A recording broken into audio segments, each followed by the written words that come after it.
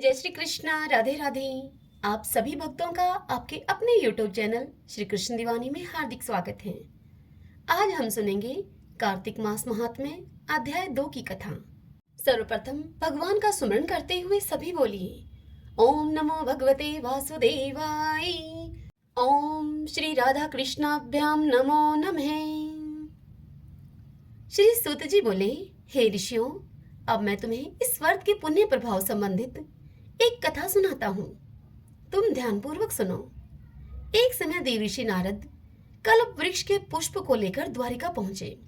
वहां भगवान श्री कृष्ण ने उनका स्वागत किया और पूजन करके उच्च आसन पर उनको बिठाया। तदंतर नारद जी ने कल्प वृक्ष के वे सुंदर पुष्प भगवान कृष्ण को भेंट किए। भगवान ने सभी पुष्प अपनी रानियों में बांट दिए। उचित आदर सम्मान पाकर नारद जी वापस लौट गए। नारद जी के विदा होने के बाद चंद्रबदनी एवं कमल के समान सुंदर नेत्रों वाली सत्यभामा ने अपने मन में विचार किया कि मैं कितनी भाग्यशाली हूँ, जिसके पति स्वयं त्रिलोकीनाथ भगवान मधुसूदन हैं और अपने 16,000 रानियों में मुझसे ही सबसे अधिक प्रेम करते हैं। वो कोई प्राणी पृथ्वी पर जिस कल्प वृक्ष की कल्पना भी नहीं कर सकता, वही कल्प वृक्ष प्रभु की कृपा से मेरे आंगन में सुशोभित है। आखिर पूर्व जन्म में मैंने ऐसा कौन सा पुण्य कार्य किया था जिससे कि मुझ पर प्रभु की इतनी कृपा है। अपने मन में सत्यभामा ने ऐसा विचार करके एक दिन भगवान श्री कृष्ण से पूछा कि हे प्रभु, एक विचार अक्सर मेरे हृदय को कचोटता रहता है। कृपा करके आप मेरी उस उलझन का शमन करें। मेरी आपसे प्रार्थना है। सत्यभामा की बात को सुनकर भगवान श्री कृष्ण मुस्कुराए और फिर सेवकों को वहीं पर रुकने का संकेत देकर सत्यभामा का हाथ थामकर उन्हें कल्प वृक्ष के नीचे लेकर गए और सत्यभामा से बोले कि हे सत्यभामा, मैं अपनी 16,000 रानियों में तुम्हें ही सबसे अधिक प्रिय मानता हूँ। तुम्हारे स्नेहवश ही मैंने देवराज इंद्र से विरोध करके यह कल्प वृक्ष स्वर्ग से लाकर यहाँ लगा दिया है। मैं तुम्हें न दे सकने वाली वस्तु भी दे सकता हूँ। मैं तुमसे न कहने वाली अर्थात गुप्त बात भी तुमसे कह सकता हूँ। हे प्रिय, मैं हर प्रकार से तुम्हारी शंका का समाधान करूंगा। कहो, तुम्हें क्या पूछना है मुझसे? यह सुनकर सत्यभामा प्रसन्न हो गई और बोली, हे नाथ, यदि आपकी मुझ पर इतनी कृपा है तो कृपा करके यह बताइए कि पूर्व जन्म में मैंने ऐसा कौन सा पुण्य कार्य किया था जिससे कि मुझे आपकी अर्धांगिनी बनने का सौभाग्य प्राप्त हुआ है तथा आपके गरुड़ आसन पर आसीन होकर ब्रह्मा एवं इंद्रलोक के आवागमन का मुझे अवसर प्राप्त हुआ है। यह सुनकर भगवान श्री कृष्ण ने सत्यभामा से कहा कि हे सत्यभामा, पूर्व जन्म में तुमने जो पुण्यदायी व्रत किया था, यह सब उसी का प्रभाव है। पूर्व जन्म में तुम मायापुर यानी कि हरिद्वार निवासी अत्रि कुल के देव शर्मा नामक विद्वान और तेजस्वी ब्राह्मण के घर में गुणवती नाम से उसकी पुत्री बनकर जन्मी थी।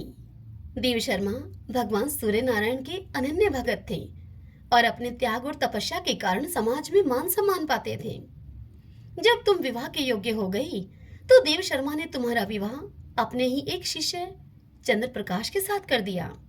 चंद्र प्रकाश अपने गुरु का अनन्य भगत था, अतः विवाह के बाद भी वह उनके पिता के समान सेवा करता ही रहा। एक बार देवी शर्मा चंद्र प्रकाश के साथ वन में लकड़ियां लेने के लिए गए। वहां उन्होंने एक भयानक राक्षस को देखा। उन्होंने उस राक्षस से बचने की बहुत चेष्टा की, किंतु उस राक्षस ने उनका वध कर दिया। देव शर्मा और चंद्र प्रकाश दोनों ही चूंकि निष्ठावान भगत थे, इसलिए अपनी भक्ति के कारण उन्हें तो बैकुंठ धाम मिल गया, किंतु गुणवती निराश्रित हो गई। पति और पिता की मृत्यु का समाचार पाकर गुणवती बहुत ही दुखी हुई और विलाप करने लगी और कहने लगी कि हे पिता, तुम मुझे किसके सहारे छोड़कर चले गए? अब मेरा भरण पोषण करने वाला यहाँ कौन है? अब मेरा कहाँ ठिकाना है? हे सत्यभामा, इस प्रकार से वह गुणवती करुण विलाप करती हुई मूर्छित होकर अब धरती पर गिर पड़ी। फिर जब चेतना उसे लौटी तो अपने घर का सामान बेचकर उसने पिता और पति का श्राद्ध कर्म किया। फिर उसके बाद वैराग्नी सी होकर भगवान विष्णु के भजन पूजन में अपना जीवन व्यतीत करने लगी। गुणवती निष्ठा के साथ आजीवन एकादशी का व्रत भी करती रही। एकादशी के साथ साथ वह प्रतिमाह कार्तिक मास के व्रत भी करती रहती थी। वह देव मंदिरों में जाती और साधु महात्माओं की सेवा करती। हे सत्यभामा, मुझे यह दोनों व्रत अति प्रिय हैं, एक तो एकादशी और दूसरा कार्तिक मास। हे प्रिय सत्यभामा, कार्तिक माह में जब सूर्य तुला राशि पर हो, प्रातः काल में स्नान आदि करके विधि विधान पूर्वक भगवान विष्णु की पूजा करनी चाहिए। इस माह में जो श्रद्धालु विधि पूर्वक स्नान, दान, जागरण और वंदना करते हैं, उनके जन्म जन्मांतरों के पाप नष्ट हो जाते हैं। जो श्रद्धालु मंदिर में सफाई, दीपदान, यज्ञ अथवा स्वस्ति वाचन करते हैं, वे देवताओं के द्वारा भी वंदनीय होते हैं। जो तुलसी वन की पालना करते हैं, अर्थात जो तुलसी जी की सेवा करते हैं, वे दोबारा इस संसार में जन्म नहीं लेते। हे सत्यभामा, आयु पूरी होने पर गुणवती ने भी गंगा में स्नान करते हुए अपने प्राण छोड़े। तभी भगवान विष्णु के दूत एक सुंदर विमान लेकर वहां आए और गुणवती को स्वर्ग में ले गए। इस प्रकार कार्तिक मास के व्रत के कारण गुणवती को भगवान विष्णु का धाम मिला। भगवान श्री कृष्ण सत्यभामा से आगे कहते हैं कि हे प्रिय, पूर्व जन्म के देवदत्त ही इस जन्म में राजा सत्राजित हुए हैं, अतः तुम्हें उनकी पुत्री के रूप में जन्म मिला है। तुम पूर्व जन्म की गुणवती हो। चूंकि तुमने भगवान विष्णु के प्रिय व्रत किए थे, इसी से इस जन्म में तुम्हें मेरा साथ मिला है, अतः तुम्हारा सौभाग्य अखंड होगा। हे प्रिय, जो पूरी श्रद्धा, भक्ति और विधि पूर्वक कार्तिक मास के व्रत को करता है, वह मुझे तुम्हारे समान ही प्रिय होता है। श्रीमन नारायण नारायण हरि हरि, भजमन नारायण नारायण हरि हरि। सभी बोलिए विष्णु भगवान की जय। ओम श्री कृष्णाय नमो नमः। आइए भगतजनों, अब हम कार्तिक मास की कथाएं सुनते हैं। तुलसी जी की कहानी।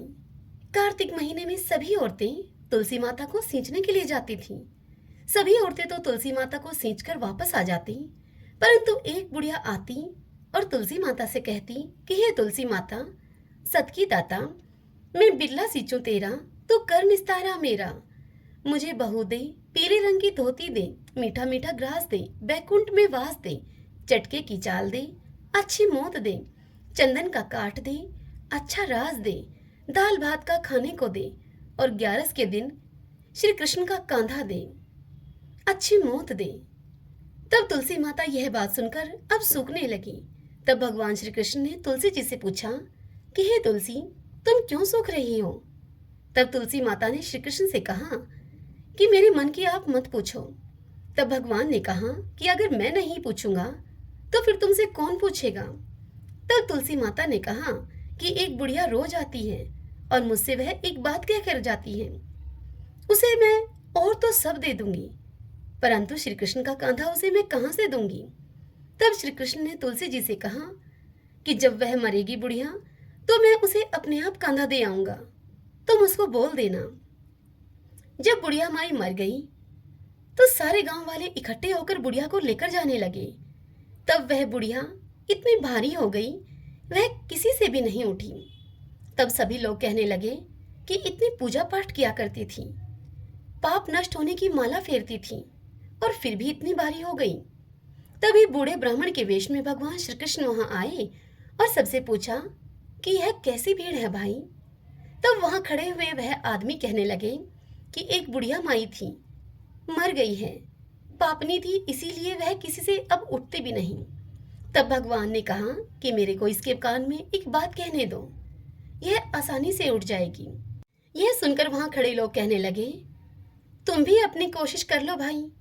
तब भगवान ने बुढ़िया माँ के कान के पास जाकर कहा कि बुढ़िया माई, मन की निकाल ले, पीतांबर की धोती ले, मीठा मीठा ग्रास ले, बैकुंठ का वास ले, चटके की चाल ले, चंदन का काट ले, झालर की झनकार ले, दाल भात का जीमने को ले, और कृष्ण का कांधा ले। यह बात सुनकर बुढ़िया माई अब हल्की हो गई। उसे भगवान श्री कृष्ण अपने कंधे पर ले गए। अंत में उस बुढ़िया माई को मुक्ति मिल गई। हे तुलसी माता, जैसी उस बुढ़िया माँ को मुक्ति करी, वैसे ही हमारी भी करना। जैसे भगवान श्री कृष्ण ने बुढ़िया माई को कांधा दिया, वैसा ही हमको भी देना। सभी बोलिए तुलसी माता की जय। पीपल पथवारी की कहानी सुनते हैं। एक गुजरी थी। उसने अपनी बहू से कहा कि बहू, तू दूध दही बेच आया कर। अब वह बहू दूध दही बेचने के लिए गई। कार्तिक का महीना था। वहां पर सभी औरतें पीपल सींचने को आती थीं। यह देखकर वह गुजरी भी वहां पर बैठ गई और उन औरतों से पूछने लगी, बहनों, तुम यह क्या कर रही हो? तब वह औरतें उससे बोली कि हम तो पीपल की पथवारी सींच रही हैं। तब उस गुजरी ने उनसे पूछा कि ऐसा करने से क्या होता है। तब उन औरतों ने गुजरी को बताया कि ऐसा करने से अनधन मिलता है, वर्षों का बिछड़ा हुआ पति मिलता है। यह सुनकर गुजरी ने कहा कि तुम तो पानी से सींच रही हो, मैं तो दूध दही से पथवारी को सींचूंगी। और फिर बहू दूध दही से पीपल पथवारी को सींचने लगी। बहू को ऐसा करते करते 1 महीना बीत गया। फिर एक दिन उसकी सास उससे कहती है कि बहू, अब तो दूध दही के पैसे ला कर दे। अब तो यह रोज का नियम ही हो गया था सास का। सास अपनी बहू से रोज कहती कि बहू, दूध दही के पैसे ला कर दे। फिर एक दिन बहू ने कहा कि जब कार्तिक का महीना पूरा हो जाएगा तब मैं ला दूंगी पैसे। और इस प्रकार उस बहू को पीपल पथवारी सींचते हुए कार्तिक का महीना पूरा हो गया। पूनम के दिन अर्थात पूर्णमासी के दिन गुजरी पीपल पथवारी के पास अब धरना देकर बैठ गई। पीपल ने उससे पूछा कि तू यहाँ पर क्यों पड़ी है? तब उस गुजरी ने कहा कि मेरी सास दूध दही के पैसे मांगेगी अगर मैं घर गई तो। तब पीपल ने उससे कहा कि मेरे पास पैसे तो नहीं हैं, ये बाटे डंडे पान पत्ते पड़े हैं, यह तू ले जा और इनको गुल्लक में रख देना। और उस बहू ने ऐसा ही किया।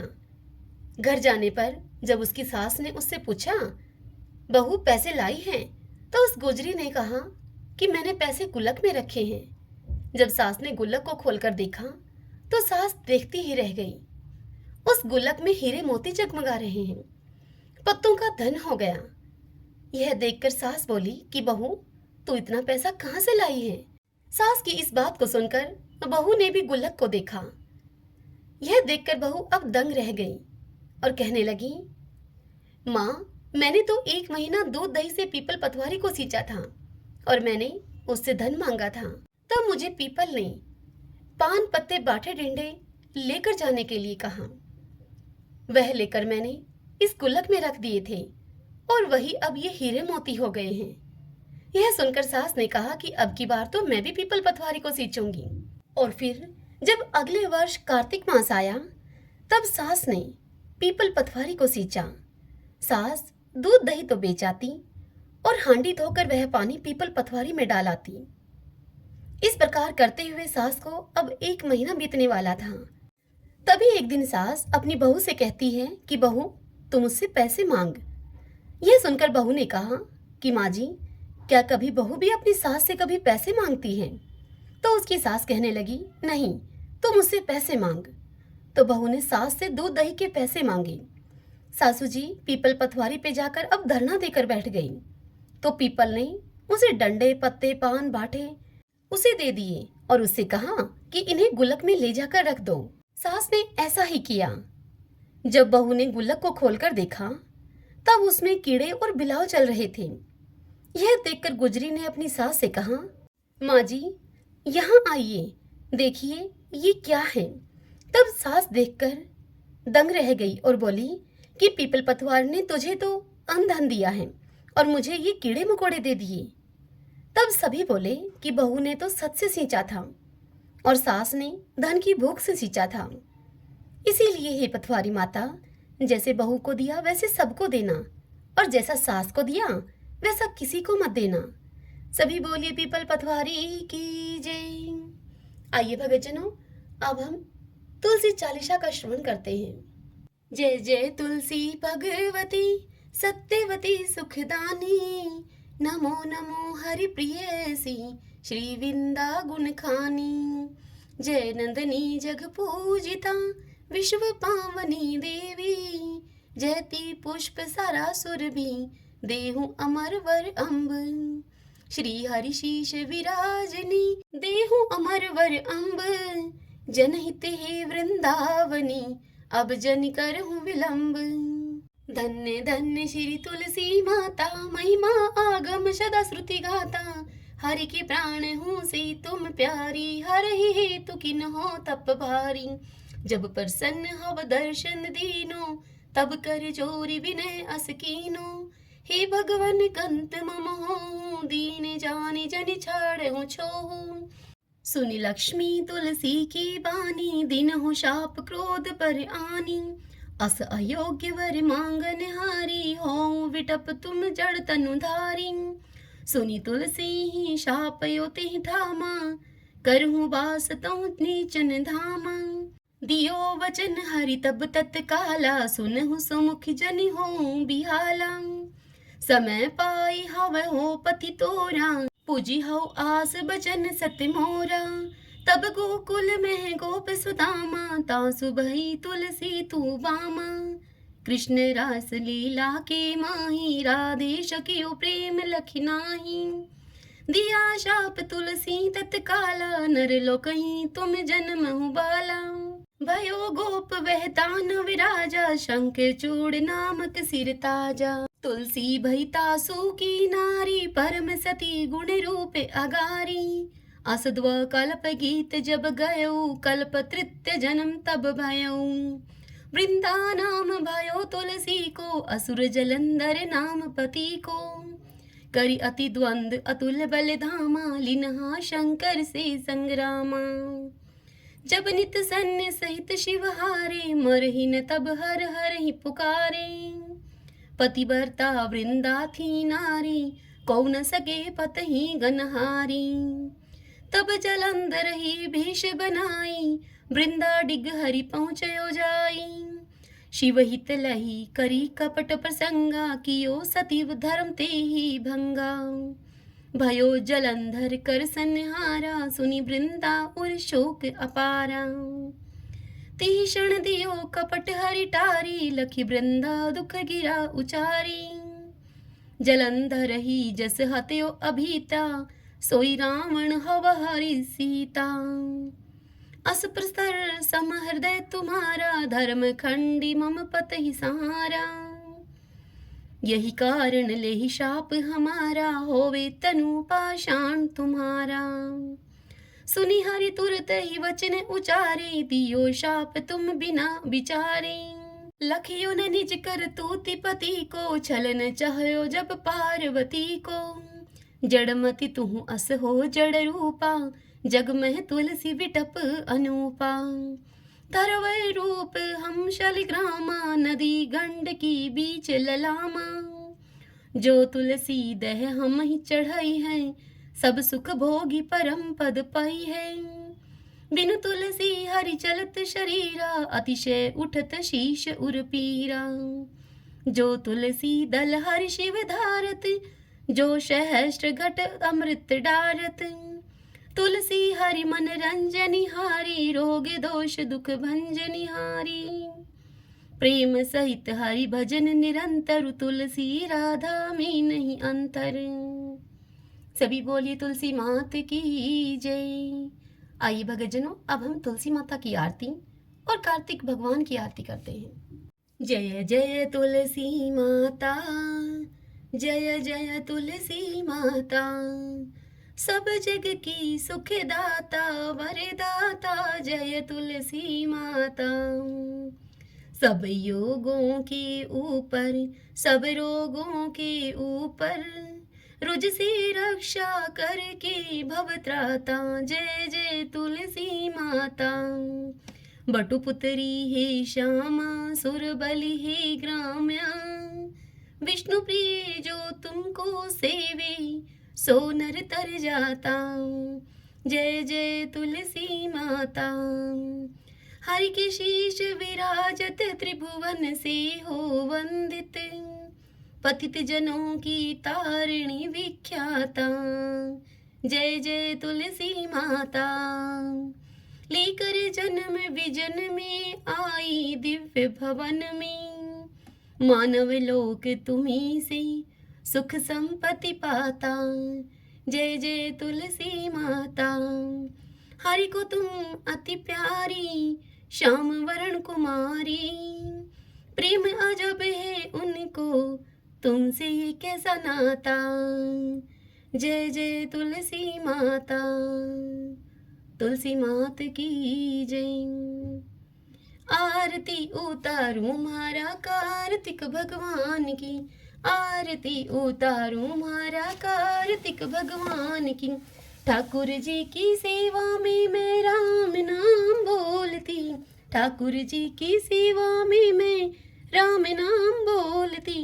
गाय की सेवा में मारे गोबर पानी बाड़ा में, गाय की सेवा में मारे गोबर पानी बाड़ा में। तुलसी की सेवा में मारे तुलसी फल फूल आंगन में, तुलसी की सेवा में मारे तुलसी फल फूल आंगन में।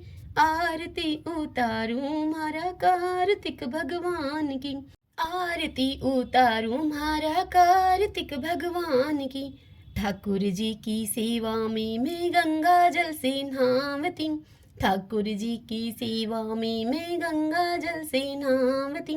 गाय की सेवा में मारे दूध दही बिलोना में, गाय की सेवा में मारे दूध दही बिलोना में। तुलसी जी की सेवा में मारे बरकत है घर आंगन में, तुलसी जी की सेवा में मारे बरकत है घर आंगन में। आरती उतारूं मारा कार्तिक भगवान की, आरती उतारूं मारा कार्तिक भगवान की। ठाकुर जी की सेवा में तिलक लगो मारा माथा में, ठाकुर जी की सेवा में तिलक लगो मारा माथा में। गाय की सेवा में मारे घी धरो है घिलड़ी में, गाय की सेवा में मारे घी धरो है घिलड़ी में। तुलसी जी की सेवा में मारे दीवा बाती क्यारा में, तुलसी जी की सेवा में मारे दीवा बाती क्यारा में। आरती उतारूं मारा कार्तिक भगवान की, आरती उतारूं मारा कार्तिक भगवान की। ठाकुर जी की सेवा में माखन मिश्री डोना में, ठाकुर जी की सेवा में माखन मिश्री दोना में। गाय की सेवा में मारे छाछरा पड़ी थाली में, गाय की सेवा में मारे छाछरा पड़ी थाली में। तुलसी जी की सेवा में मारे अखंड सुहाग साथ में, तुलसी जी की सेवा में मारे अखंड सुहाग साथ में। आरती उतारूं मारा कार्तिक भगवान की, आरती उतारूं मारा कार्तिक भगवान की। ठाकुर जी की सेवा में मैं नित उठ मंदिर जावती, ठाकुर जी की सेवा में मैं नित उठ मंदिर जावती। गाय की सेवा में मैं नित उठ के बुआरी लगावती, गाय की सेवा में मैं नित उठकर बुआरी लगावती। तुलसी जी की सेवा में नित जल से क्यारी में, तुलसी जी की सेवा में नित जल से क्यारा में। आरती उतारूं मारा कार्तिक भगवान की, आरती उतारूं मारा कार्तिक भगवान की। ठाकुर जी की सेवा में सखियों का संग है मंदिर में, ठाकुर जी की सेवा में सखियों का संग है मंदिर में। गाय की सेवा में मारे साथ ग्वाला आंगन में, गाय की सेवा में मारे साथ ग्वाला आंगन में।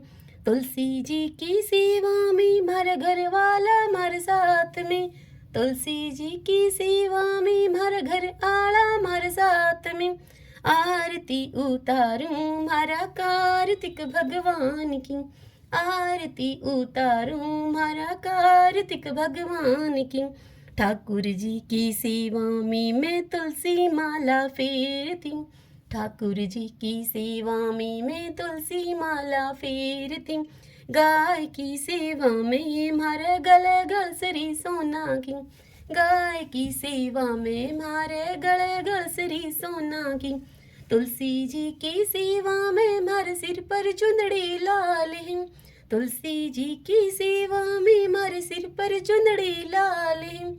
आरती उतारूं मारा कार्तिक भगवान की, आरती उतारूं मारा कार्तिक भगवान की। ठाकुर जी की सेवा में बैकुंठा में मैं जावती। ठाकुर जी की सेवा में मैं बैकुंठा में जावती। गाय की सेवा में मैं पापों से मुक्ति पावती। गाय की सेवा में मैं पापों से मुक्ति पावती। तुलसी जी की सेवा में सातों जन्म सुख पावती। तुलसी जी की सेवा से मैं सातों जन्म सुख पावती। आरती उतारूं मारा कार्तिक भगवान की। आरती उतारूं मारा कार्तिक भगवान की। सभी बोलिए कार्तिक भगवान की जय। ओम नमो भगवते वासुदेवाय।